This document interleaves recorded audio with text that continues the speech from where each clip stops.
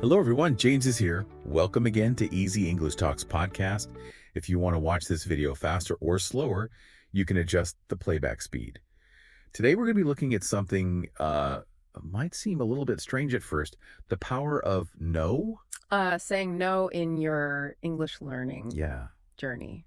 Yeah. We always hear as English learners, take every opportunity to practice, right? Right. So to think about saying no sometimes, like being selective, that could be the key. That's kind of interesting. It is. It seems counterintuitive. Yeah. But I think this could be a really great deep dive for our listeners to kind of think about taking control of their learning. Yeah, I'm excited to get into it. I think it could be a game changer for a lot of people. Yeah, and shaping it, right, so that it fits their energy levels. And Absolutely, and I'm sure we'll get into this, but also avoiding burnout too, right? Like sometimes I know the material we're looking at today really emphasizes that recognizing when you need a break is important. Right. Yeah. And not feeling guilty about saying no, you know, exactly. Not feeling guilty. to those extra study sessions Yeah, or social events when you're just drained already. absolutely. Think about it this way: if you're exhausted, right? After a long day of work or school, and then you force yourself to go to like an English conversation group, Right. are you really going to be present? No. Are you really going to be engaged? Probably not. Probably going to be zoning out and wishing you were in bed. Exactly. So in that case, maybe saying no is better, right? Much better for you in the long run. Long run, yeah. To recognize that quality is more important than quantity Yeah. when it comes to language learning. So, Right. yeah, having those focused, enjoyable practice sessions is way more effective Yeah. than just like clocking in hours and hours of, Yeah. just doing it when you're feeling stressed and overwhelmed. And speaking of stress, that was another thing that this material really highlights is how detrimental stress can be to the learning process. Like if you're putting yourself in these situations constantly where you feel pressured or unprepared, your brain just doesn't absorb information as effectively. It's like trying to fill up a glass Yeah. that's already overflowing. It just doesn't work, right? Right. And that goes for social situations, but also classroom settings too, right? Absolutely.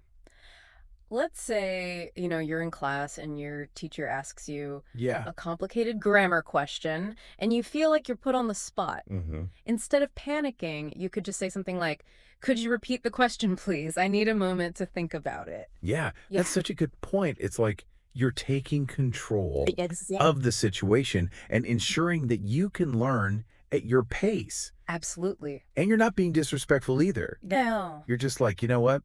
I need a sec You need a second. to process this. Yeah. And guess what? The material actually gives a bunch of helpful phrases Oh, yeah. like that to politely say no in different Yeah. situations, Those are super useful. aren't they? Yeah. Oh. Because I think a lot of learners, worry about Yeah. sounding rude or dismissive when Yeah. they say no, Right. but it's all about how you say it, right? Totally. Finding the right words Yeah, finding those right words. and expressing yourself clearly and with confidence. Exactly. You know what? Maybe we could practice a few of those Oh, yeah. later on. Would you be up for that? Oh. So our listeners can kind of hear what it sounds like in an actual conversation. That's a great idea. Yeah. I think that would be really helpful. Awesome. Cool. Yeah. For them to hear how those phrases can be used in real life scenarios. Perfect. So let's, But before we jump into that, Yeah. I wanted to just circle back to something you mentioned earlier about oh yeah. quality over quantity. Yes, please. Yeah. I think that's crucial. In language learning, I think a lot of learners Really struggle with that. struggle with that. Yeah. They think more is always better. More hours of study, more vocabulary, more grammar rules. More is better. Yeah. But if you're not learning effectively, it's a waste of time. You know what I mean?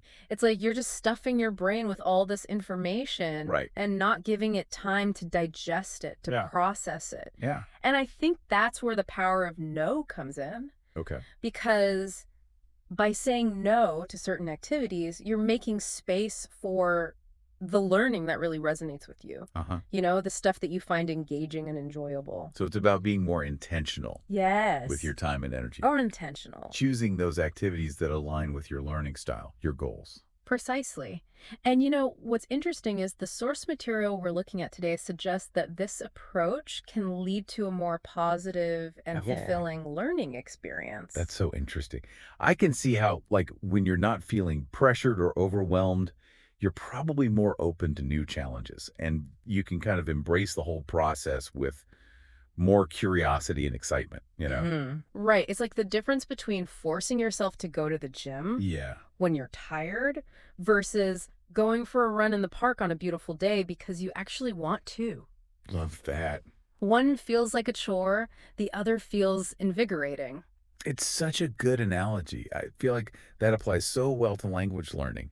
When you're enjoying it, Yeah, you're way more likely to stick with it, absolutely. push through those inevitable challenges that come up, hmm and ultimately achieve your goals. Yeah. Totally. Motivation is key in language learning. Yeah. And when you're feeling burnt out and stressed, it's so hard to stay motivated. Oh, for sure. But when you're learning in a way that feels good, Mhm. when you're engaged and excited by the material, that motivation comes naturally. It's like you create this positive feedback loop, right? Yeah. Like you enjoy it. So you do it more, so then you enjoy it even more. Exactly. I love that. You know, another interesting thing I wanted to bring up from the material was that when you start setting those boundaries, it can actually lead to more respect from others. Well, that's a good point. In your English learning journey, what do you think about that? That's right. Because when you communicate your needs clearly Yeah. and confidently, people tend to respect your decisions. hmm They understand that you're serious about your learning. Right. You're not just going to say yes to everything. Right. Right. So it's like you're establishing yourself as a more, I don't know, A more serious. reliable and committed Yeah, I see what you mean. language learner. It's about having that self-awareness, right? Self-awareness, yes. Taking ownership of your learning process. Absolutely. You're not just passively absorbing, you're actively shaping how you learn, Shaping. which can be really empowering. It can be very empowering. Yeah, I love that. That sense of empowerment, I think it makes a huge difference in your whole experience as an English learner, right? Yes. Boosts your confidence, reduces anxiety, Yes. helps you stay motivated even when things get tough. Even when it's challenging. This is all so interesting. It's making me rethink my own approach, you know? Yeah. And and even though we're talking about English, I feel like these principles could apply to any language, honestly, Any language. and to any learning endeavor in life, I right? think so too. Like, it's just about finding that balance Balance. between pushing yourself to grow and knowing when to kind of step back and recharge, Recharge, yeah. create a learning environment that feels, both challenging and sustainable, where you can actually thrive and reach your full potential. I love that. I think that's a great place to wrap up this first part of our deep dive. Okay. We've covered a lot of ground Yeah. talking about the negative impacts of constantly saying yes Oh. and really looking at the benefits of setting boundaries and taking control of your learning journey. I'm excited to keep going. Me too. We still have more to explore. Okay. We'll be back in just a moment to dive into some practical tips and strategies for saying no Ooh. politely and effectively. Can't wait. See you soon. Sounds good. Okay, so we're back and ready to talk about how to actually say no. Yeah, because it's one thing to understand the benefits, right? Right. But putting it into practice can be a whole other challenge. Absolutely. Especially, I think, for English learners who, might already be feeling a bit unsure of themselves in certain situations. Yeah, there's that fear. Yeah. Right. Fear of what? Like missing out, Yeah. disappointing someone. Yeah. Or maybe sounding rude. Right. Or like not taking advantage of every opportunity to practice. Yeah, exactly. And so we end up saying yes to everything because we think, oh, this is my chance to improve my English. Right. But I think we need to reframe that thinking. Okay. Saying no isn't a sign of laziness or a lack of commitment. Yeah. It's actually a sign of self-awareness. So it's about being strategic, Yeah, being strategic. choosing those yeses carefully, Exactly. and remembering, right, that quality trumps quantity every single time. Every time. Like if you're already overstretched and stressed, are you really learning anything? Exactly. We're probably just zoning out. You're just going through the motions. I've been there so many times where I've said yes to one too many study sessions, and I'm just staring at my textbook. I know. Absolutely nothing is going in. Yeah. And I think that's why it's so important to recognize those signs of burnout Yeah. early on Hmm. so that you can say no and then show up for the learning experiences that you do choose, Right. fully recharged and engaged. And avoid those negative associations with English. Right. Because who wants to start dreading their practice time? Nobody. Nobody. It should be fun. It should be fun and enjoyable. Exactly, yeah. So let's talk about how to actually say no. Like, how do we get more comfortable with that? Well, I think the first thing is to remember that it's a skill. It's Okay. a skill that we need to develop. Just like any other part of English, right? Exactly. And luckily, we have some really helpful phrases from the source material we're looking at today. Oh, yeah. That we can use Those are so useful. for politely declining invitations or requests. Mm-hmm. Like, what are some of your favorites? Well, I appreciate the offer, but, Yeah. or maybe another time. Yeah, those are great. They're simple, Mm-hmm. but effective. And I feel like just having those phrases kind of ready to go. Yeah. Have them in your It's- back Yeah, it's a pocket. huge difference. Like, almost like a script, right? Exactly. For Exactly. those moments when you might feel a little awkward. Yeah. And the more you use them, Yeah. the more natural they'll become. It's just like practicing any other aspect of English. Exactly. And I think the other important thing to remember is just to be honest. Yeah. If you're genuinely tired or overwhelmed, Or you just don't want to do something. or you just don't want to do it, Yeah. don't be afraid to say so. And most people will understand, right? Most people will understand. Yeah. And if they don't, that's kind of their problem. You're prioritizing your well-being. And that's something to be proud of. Absolutely. And it's amazing how much power there is in that little word no. I know, right? It's just 2 letters, but it allows us to create a learning environment Yeah. that truly supports our growth. And to actually enjoy the process. Yes. Because learning English shouldn't be this constant uphill battle. Yeah, it should be fun. It should be fun. It should be fulfilling. It should be something you look forward to. Exactly. So as we're kind of wrapping up this part of the discussion, Yeah. I want to challenge our listeners to think about one small change Okay. they can make this week to create a more effective and enjoyable learning experience for themselves. That's a great idea. What can you say no to? What can you say no to? To create more space for those things that really matter. For those things that really matter. Give it some thought. Let us know in the comments below, and we'll be back in just a moment. Okay. Sounds good. All right, so we've talked about why saying no can be so powerful and how it can actually help us learn English better. Yeah. It can boost our progress. But then there's this other part of it, right? Right. There's that fear, right? That fear. Of missing out. Yeah, like, are we going to miss out on something important? Yeah. Let somebody down. Hmm. Is that it? Yeah, and it's that feeling of, Wanting to say yes to everything. to everything. To maximize our practice. Yeah, But we need to kind of flip that thinking around, right? I do. We really do. Because saying no doesn't mean you're lazy Right. or not committed. Yeah. It actually means you're self-aware. Yeah.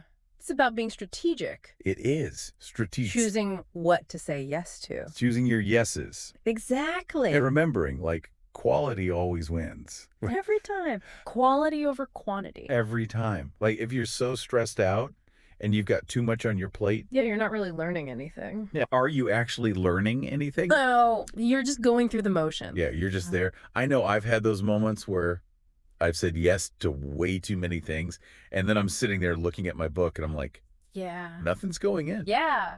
And I think that's why it's so important to recognize those signs of burnout. Burnout, yeah. Right, early on, so that you can say no and show up for the learning experiences that you do choose. Mm-hmm. Fully recharged, fully engaged. And not, hate it. Right. Right, exactly. Like, nobody wants to dread studying English. Exactly. We want to keep it enjoyable. Keep the joy, keep the spark. So how do we get more comfortable with this no thing? It's a skill. It's a skill, right? They have to practice it. Yeah, just like anything else. But thankfully, we have some phrases We do. that we can use. From the material. Yeah, those are so helpful. For those moments when you're like, I don't know what to say. I know. Like, how do I say no politely? Politely, yeah. Well, I appreciate the offer, but... Oh, that's a good one. Or maybe another time. Yeah, those are great. They're simple. Simple, but they work. They work. And just having those in your back pocket Yeah, have them ready. makes a huge difference. It's almost like a script It is like a script. to Exactly. help you through those moments when you might feel a little awkward. Yeah, and the more you use them, the more natural it becomes. Yeah. It's like practicing any other part of English. Any other part. And also, honesty is key. Oh, absolutely. Like if you're really tired or overwhelmed, Or you just don't want to do it. just don't want to do it. Yeah, be honest. Yeah, just say it. Most people are understanding. Most people are. And if they're not, It's their issue, not yours. exactly. You're looking after yourself. Exactly. Prioritizing your well-being. It's powerful stuff. And it's amazing how much power there is in that little word, no. I know, just 2 letters. It's so small. Yeah. But it can really help us create A learning environment a learning environment that we actually enjoy. that we enjoy, that supports our growth. Yeah, because learning English shouldn't be this horrible, painful thing. No, it should be fun. Fun, fulfilling, Something you look forward to. something you look forward to. So to wrap up our deep dive today, Yeah. I want to challenge everyone listening. Think about one small change you can make this week. Yeah. What's one thing you can say no to? That will create space for something really important in your English journey. Let us know in the comments below. Don't forget to subscribe and share the video with your friends. Bye, and see you next time. Bye-bye.